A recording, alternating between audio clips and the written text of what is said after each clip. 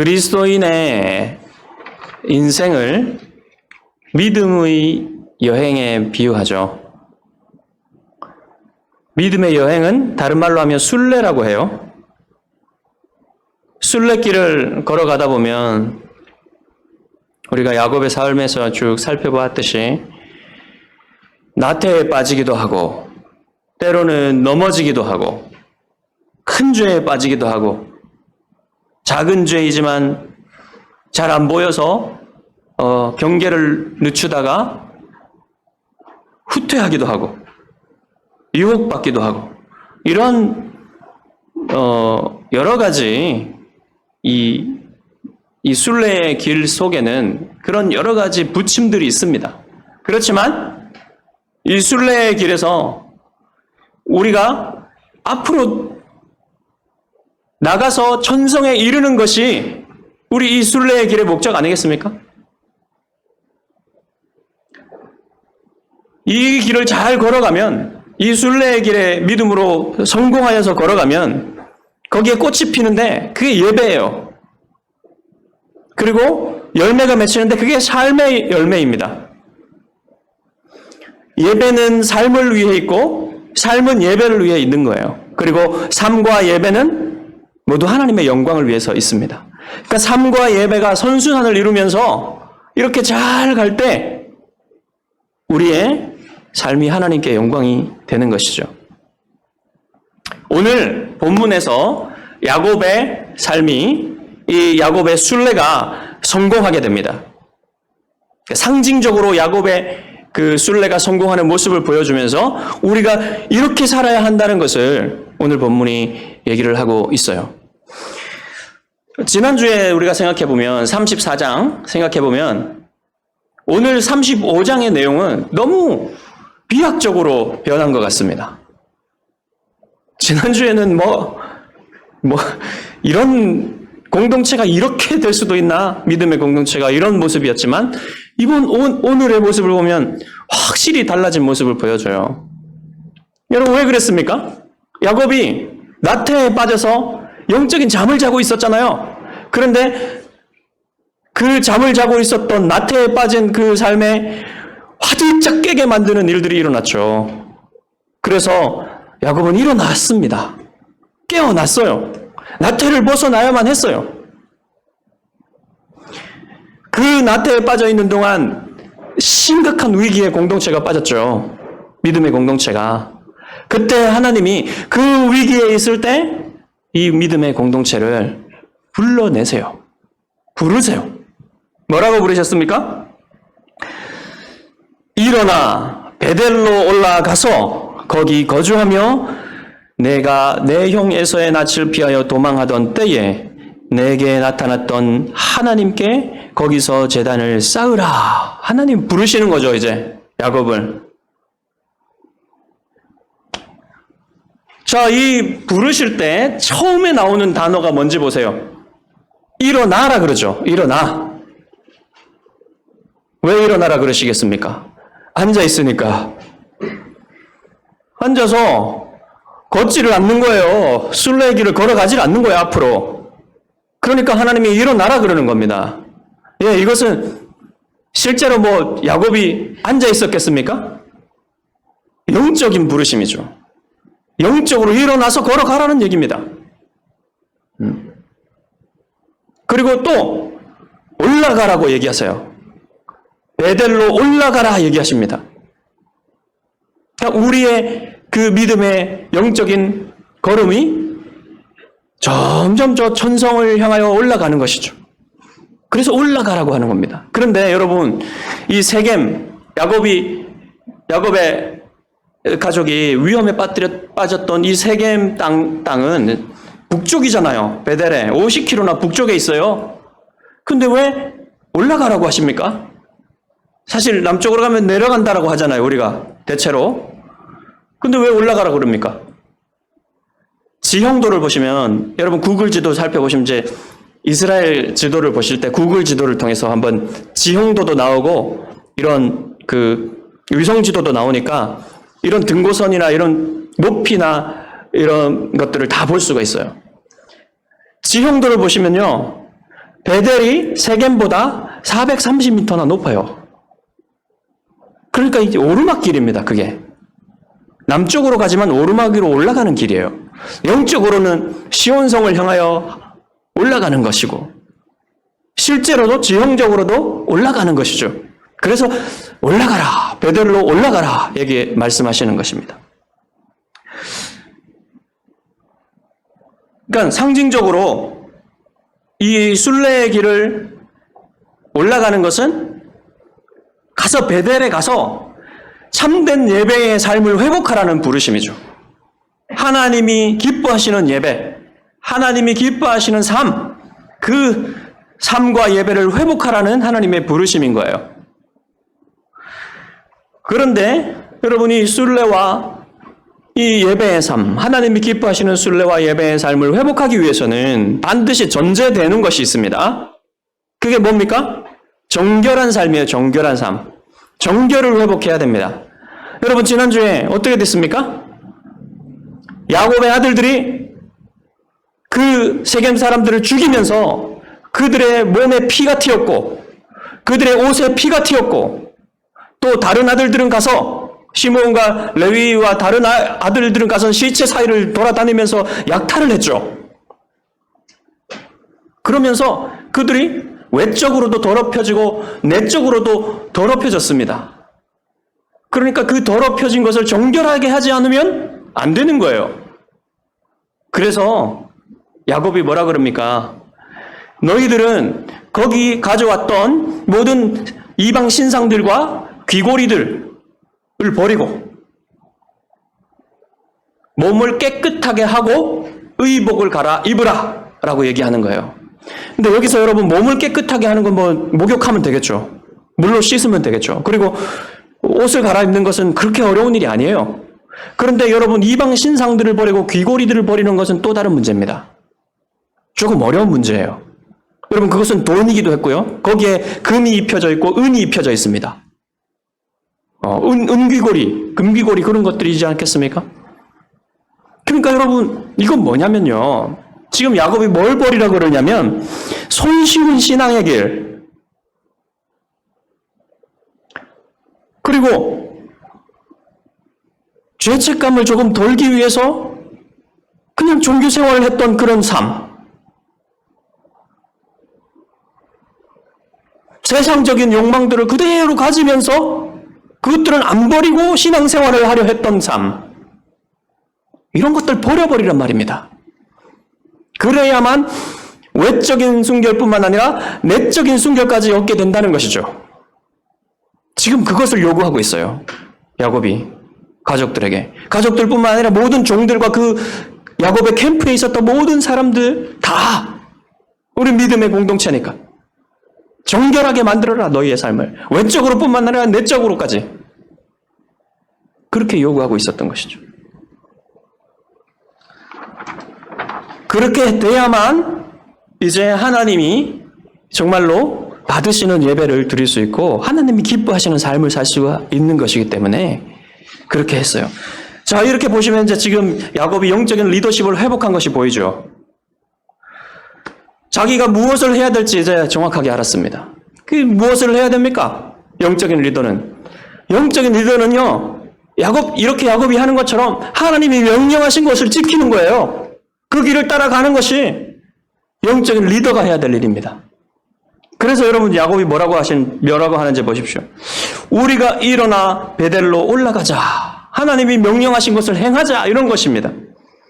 내 환난 날에 내게 응답하시며 내가 가는 길에서 나와 함께 하신 하나님께 내가 거기서 제단을 쌓으려 하노라.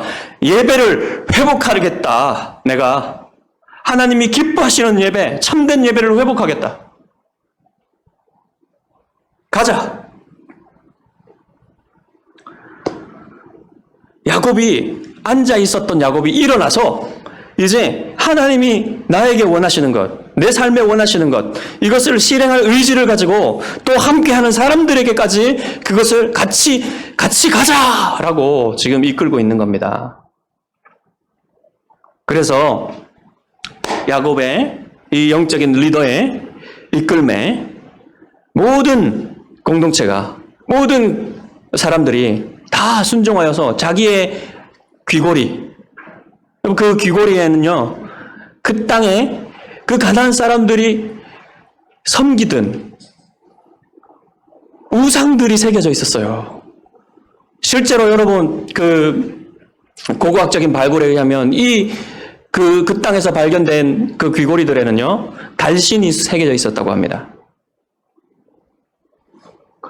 그런 것들이 이 귀고리들이나 장신구들이나 실제로 또 우상들을 만들었어요. 그 우상들이 여러분, 그들을 우상숭배로 이끌지 않겠습니까? 그것들을 다 버려야만 했어요. 그래가지고 그것을 야곱에게 가져오니까 야곱이 그것을 세겜에 있는 그 유명한 상수리 나무가 있어요. 그것은 뭐냐면 하나님이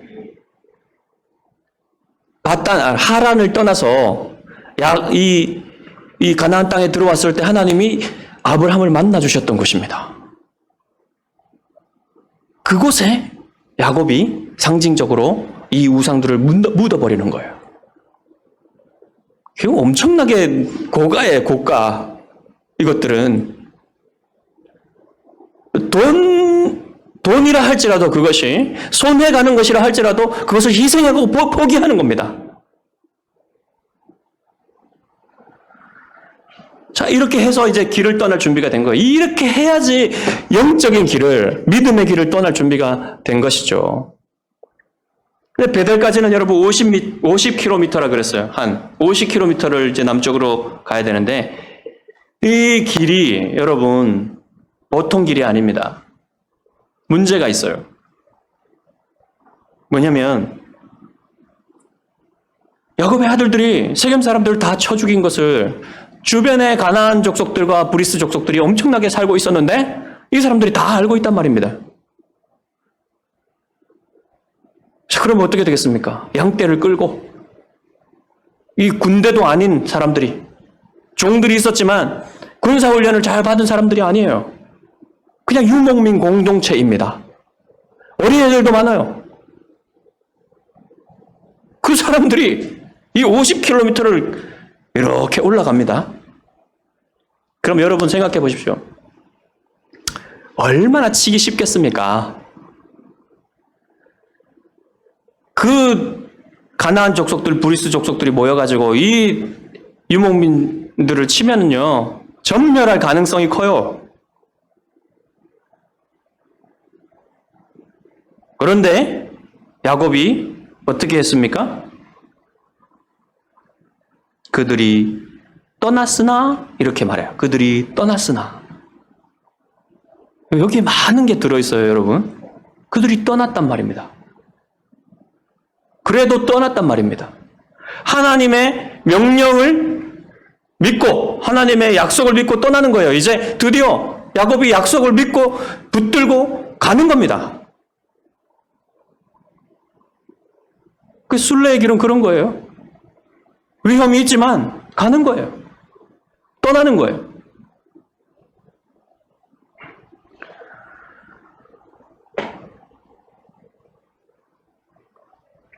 그런데 여러분 어떻게 됐습니까? 아무도 공격하지 않았죠. 왜요? 하나님이 사방 고을에 큰 두려움을, 영어로 말하면 테러를 주셨다 그래요. 네. Great terror, 빅 테러를 주셔가지고 두려워서 아무도 움직이지 못하게 만들었다는 거죠. 하나님 방법이 많아요. 그렇게 하실 수 있는 방법이. 환상으로 그 지도자들에게, 추장들에게 보여줄 수도 있고요. 꿈으로 보여줄 수도 있고요.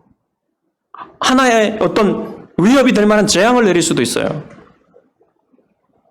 그 하나님이 어떻게 하셨는지는 나오지 않지만 아무튼 그들이 못 움직이도록 하나님이 딱 막으셨습니다. 그래서 야곱이 그 길을 안전하게 걸어갈 수 있었죠. 여러분 철로 역정을 보시면 크리스찬이 시온성을 향해서 좁은 길을 따라서 걸어갑니다. 걸어갈 때 가다 보니까 저 앞에 아름다움의 궁전이 보여요. 근데 그 아름다움의 궁전으로 빨리 가면 좋겠는데 앞에 보니까 두 마리의 사자가 길 양옆에 으르렁거리고 있습니다. 갑자기 두려워지죠. 그래서 크리스찬이 생각해 보니까 불신앙과 겁쟁이가 뒤로 돌아간 일이 저것들 때문에 그렇구나. 그러면서 자기도 막 어떻게 해야 되나? 뒤로 돌아가야 되나? 잡혀 죽을 것 같은데. 이런 두려움에 빠지려고 할 찰나에 그 아름다움의 궁전의 문지기가 경계라는 이름을 가지고 있어요. watchfulness. 경계. 나태와 경계. 경계가 뭐라고 하냐면 그 사자들은 쇠사슬에 묶여있기 때문에 길 한가운데로만 똑바로 걸어가면 전혀 해를 입지 않을 것입니다. 하는 그 경계의 말을 듣고 크리스찬이 용기를 내서 한가운데로 걸어갔더니 아무런 해도 입히지 못하고 아름다움의 궁전에 들어갈 수 있었다는 거죠. 여러분, 지금 우리가 보는 본문과 너무나 잘 맞는 그런 비유죠. 그러니까 믿음으로 하나님께 시선을 고정하고 가면요, 어떤 두려움들, 어떤 위협들이 있어도 우리의 믿음의 길을 벗어나지 않고 해를 당하지 않고 걸어갈 수 있단 말입니다. 이제 드디어 믿음의 공동체는 베델에 도착을 해요. 그리고 베델에다가 제단을 쌓습니다. 제단을 쌓고 그 이름을 엘베델이라 불러요. 베델이면 베델이지 또 웬 엘베델입니까? 엘베델은 뭐예요? 베델은 하나님의 집이라는 뜻이잖아요. 엘베델은 하나님의 집의 하나님이라는 뜻입니다. 그러니까 베델의 하나님이라는 뜻이죠. 예전에 하나님이 베델에서 꿈에 나타나셨을 때는 그 장소를 기억하기 위해서 베델이라는 이름을 지었어요. 근데 이번에는 엘베델이라고 얘기한 것은 뭔가 달라졌죠. 차이가 생겼죠. 이게 차이가 있어요. 귀한 차이가 있습니다. 뭐냐면 이제는 야곱이요, 그 장소에, 예배의 장소에 집중하지 않고 어디에 집중합니까? 곳에 나타나신 하나님께 시선을 고정하는 거예요. 여러분, 이게 중요한 거예요. 순례의 길에서 성공하려면 하나님께 시선을 고정해야 됩니다. 장소나 이런 것에 고정하는 게 아니에요. 여러분, 우리 예배의 장소가 좀 좁아요. 좁고 불편한 것들이 많아요. 지금도 여러분 칼바람이 쫙 들어옵니다. 그렇지만 여러분, 장소가 중요한 게 아니에요. 우리가 시선을 하나님께 집중하고 있다면, 우리가 하나님 중심적으로 살고 하나님 중심적으로 예배드린다면 이 예배를 하나님이 기뻐하신단 말입니다. 바로 그거예요. 그런 변화가 있었어요, 야곱에게.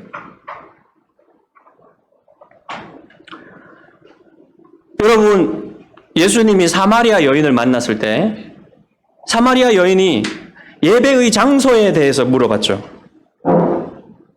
예루살렘이냐 그리심산이냐? 사마리아 사람들은 그리심산에서 예배드렸거든요. 이런 얘기를 물으실 때 예수님이 뭐라고 하셨습니까? 예배할 때가 오나니 곧 이때라. 너희가 영과 진리로 예배할지니라. 예배하는 자가 영과 진리로 예배할지니라 그랬죠. 뭐가 중요하단 말입니까? 하나님이 뜻하시는 예배, 하나님이 뜻하시는 마음과 방법으로 드리는 예배, 그것을 하나님 기뻐하시고 받으신다는 얘기죠. 그것을 우리에게 말씀해 주시는 거예요. 그런데 바로 이 지점에서 갑자기 무슨 얘기가 나옵니까? 야곱의 어머니 리브가의 유모 얘기가 나와요. 뜬금없죠. 나오려고 한다면 리브가의 얘기가 나오는 게 더 낫지 않겠습니까? 예, 그 성경의 비중으로 보자면 리브가가 족장의 아내로서 훨씬 큰 비중을 가진 인물이잖아요. 근데 갑자기 무슨 리브가의 유모 드보라라는 사람의 죽음과 장래에 대한 얘기가 나옵니다. 여러분, 성경은요, 하나도 의미 없는 게 없어요. 정말로 이 성경이 아주 집약적인 책입니다, 여러분. 아주 작은 책이에요. 엄청난 그 인류의 역사를 담은, 영적인 역사를 담은 그 책인데 작은 책입니다. 그러면 그 작은 책에 담겼다는 것은 모두가 엄청난 의미가 있는 거죠. 여기에도 의미가 있어요. 왜냐면요, 그냥 나온 게 아닙니다. 리브가가 여러분 자기 남편 족장 이삭을 속이고 했던 일들을 기억하는 거예요. 그것에 대해서 일부러 성경은 리브가를 삭제하는 겁니다. 리브가에 대한 관심을 두지 않는 거예요. 그래서 리브가가 언제 죽었는지, 어떻게 죽었는지 아무런 우리가 알 수가 없습니다. 오히려 리브가의 유모 드보라의 얘기를 하면서 이 드보라를 한 번 더 우리에게 기억나게 해주죠. 드보라는 뭡니까, 여러분? 드보라가 왜 중요하냐면 드보라의 삶이 아브라함과 이삭과 그리고 밧단 아람의 사람들, 리브가와 라반 이런 사람들을 다 연결시켜주는 다리예요. 그 시대 사람들하고. 그 시대의 사람들과 이 연결시켜주는 이 드보라가 죽음으로써 이제는 옛 세대가 끝나고 새로운 세대가 왔다는 것을 우리에게 알려주는 겁니다. 전환이 왔다는 거예요. 이제 사실 여러분 앞으로 읽어보시면요, 야곱 얘기도 안 나와요. 거의. 야곱의 아들들의 시대로 전환됩니다. 다시 말하면 여러분 이스라엘의 세대가 된다는 거예요. 새로운 공동체, 믿음의 공동체의 시대가 시작된다는 것을 알려주는 그런 전환점입니다. 그리고 나서 이제 무슨 얘기가 나오냐면 야곱이 밧단 아람에서 돌아왔다 이런 얘기를 해요. 여러분 야곱이 언제 돌아왔습니까? 밧단 아람에서 10년 전에 돌아왔잖아요. 근데 실제로 야곱이 실제로 이 가나안 땅, 하나님이 약속하신 땅으로 돌아온 것은 이 순례와 예배의 삶, 하나님이 명령하신 그 믿음의 삶을 회복한 그때에 진짜로 돌아왔다는 거예요. 영적으로는. 그것을 얘기하는 겁니다, 지금. 이때 비로소 새로운 세대가 시작된다는 거죠. 새로운 영적 세대가 시작된다는 거죠.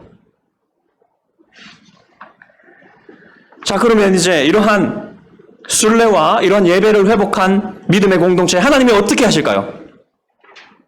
어떻게 하실까요? 맞춰보십시오, 여러분. 복을 주십니다. 복을 주세요. 복을 선언하세요, 직접. 하나님이. 내 이름이 야곱이지만은 내 이름을 다시는 야곱이라 부르지 않겠고 이스라엘이 내 이름이 되리라. 그리고는 직접 야곱의 이름을 야곱이 아니라 이스라엘이라고 불러주세요. 야곱에게 하나님이. 하나님의 입으로 직접 이스라엘아라고 불러주시는 겁니다. 이게 여러분 너무나 좋은 거예요. 이게 무슨 의미냐면요. 지금 하나님이 야곱에게 이렇게 말하는 거예요. 다른 사람들이 너를 야곱이라고 부를지라도 나는 너를 이스라엘이라고 부르겠다. 나에게 너는 이스라엘이야. 왜냐하면 내가 너에게 그 이름을 주었기 때문에. 이런 얘기예요. 사랑하는 성도 여러분, 여러분에게도 그렇게 말씀하시는 거예요, 하나님이. 사람들이 너희들을 죄인이라고 불러도 나는 너희들을 의인이라고 부르겠다. 내가 너희를 입양했기 때문에, 내가 너희를 선택하여 불렀기 때문에, 너희들을 내 자녀로 삼았기 때문에 내가 너를 의인이라고 부르겠다. 그렇게 말씀하시는 거예요, 지금. 너희들의 신분이 변했단 말입니다. 하나님이 야곱을 택하시고 부르셔서 새로운 이름을 주신 후로 여러분 하나님은 한 번도 야곱을 변화시키시는 일을 멈춘 적이 없어요. 계속해서 야곱을 변화시키시는 일을 하나님이 하셨단 말입니다. 우리도 마찬가지입니다. 하나님이 우리를 불러주신 이후로, 우리를 구원하신 이후로 하나님은 한 번도 쉬신 적이 없어요. 우리를 거룩하게 하시는 일, 우리를 온전하게 하시는 일, 하나님의 자녀답게 만드시는 일에 하나님이 쉬신 적이 없단 말입니다. 지금도 쉬지 않으세요. 여러분, 세상과 마귀는 여러분을 죄인이라고 여러분을 정죄하고, 그럴지라도 하나님은 여러분 정죄하지 않으시고 여러분을 나의 자녀라고 부르시며 너희들의 신분은 변화됐다고, 너희들은 의인이라고 말씀하십니다. 여러분, 이게 왜 중요하냐? 이게요, 순례의 길을 믿음으로 걸어갈 때에만, 하나님이 기뻐하시는 예배를 드릴 때에만 이 확신이 주어진단 말입니다. 여러분에게. 그리스도인이라 할지라도 이렇게 믿음으로 순례의 길을, 하나님이 기뻐하시는 순례의 길, 그리고 하나님이 기뻐하시는 예배를 드리지 못할 때에는 그런 확신이 없어요. 내가 정말 하나님의 자녀이다. 내가 정말 의인으로 여김받는 사람이다. 나의 신분이 변했다. 나는 구원받았다. 이 확신이 없는 거예요. 그 확신이 없기 때문에 여러분, 확신 있게 살지 못하는 겁니다. 믿음으로. 늘 흔들리고, 늘 내가 하나님의 자녀인지 아닌지 구분이 없는 삶. 세상 사람들이 믿는 사람인지 내가 믿는 사람인지 구분이 없는 삶을 사는 이유가 그거예요. 그렇지만 다시 베델을 향하여 올라가는 야곱의 삶에는 분명한 구별이 있었습니다. 그리고 자신이 하나님의 자녀이며 하나님의 공동체임을 분명히 드러내는 그런 구분이 있었던 겁니다. 구별이.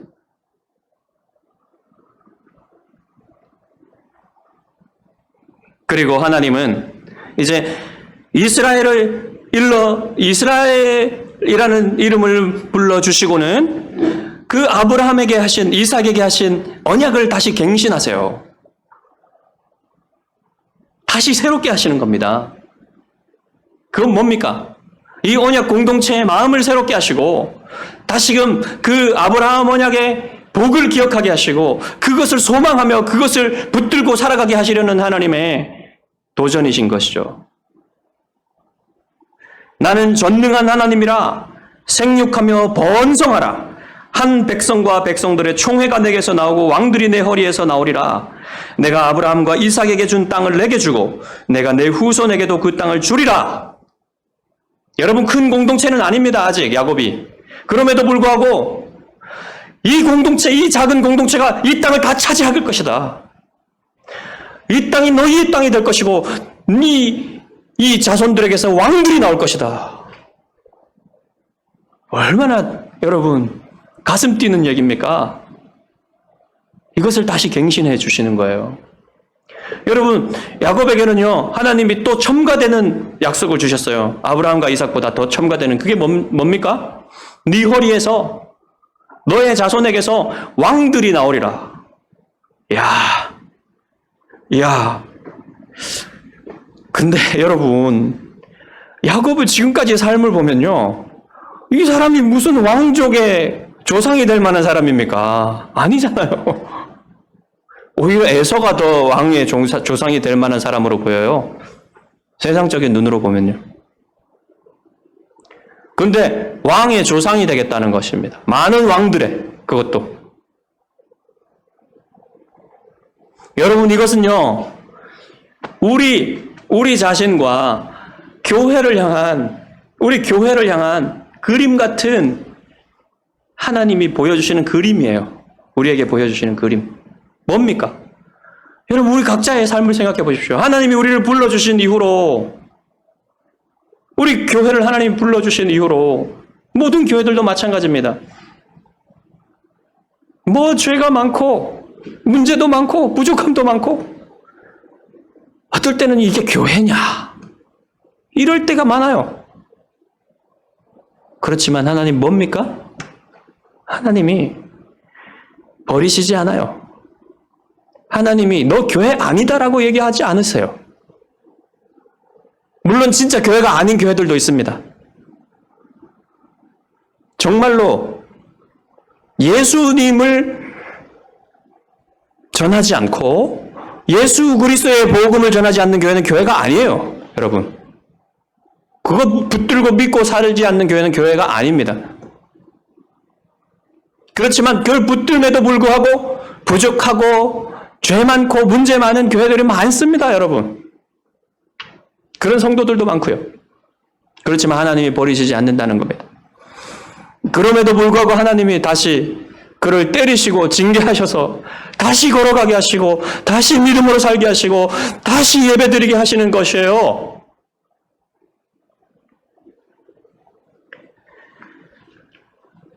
우리는 여러분 얼마나 영광스러운 소망을 가졌습니까? 얼마나 위대한 신분이 되었습니까? 다시 기억하십시오. 다시 하나님을 바라보십시오. 하나님께 시선을 고정하십시오. 여러분, 우리 자신의 죄악, 우리 안에 있는 죄들과 우리 밖에 있는 죄들, 이런 것들, 문제들, 교회의 문제들, 이런 것들을 계속 바라보고 그것만 집중하고 있으면 여러분, 우리가 나아갈 수가 없습니다. 어떻게 해야 되느냐면 우리를 변화시키시고 우리를 불러주신 하나님께 집중해야 돼요. 하나님께 우리의 시선을 고정해야 돼요. 그러면 여러분, 하나님이 이기신다는 것을 여러분 확신할 수 있습니다. 하나님이 은혜로 우리의 안에 있는 죄들과 밖에 있는 죄들을 이기시고 우리를 새롭게 하시고 우리를 온전케 하시는 하나님이심을 여러분, 우리가 다시 경험할 수 있습니다. 여러분이 이 하나님을 경험하고 이 하나님께 시선을 고정하며 여러분의 순례의 길에서 승리하며 하나님이 원하시는 참된 예배를 드리며 삶의 열매 맺는 여러분 되시기를 주님의 이름으로 축복합니다. 기도하겠습니다.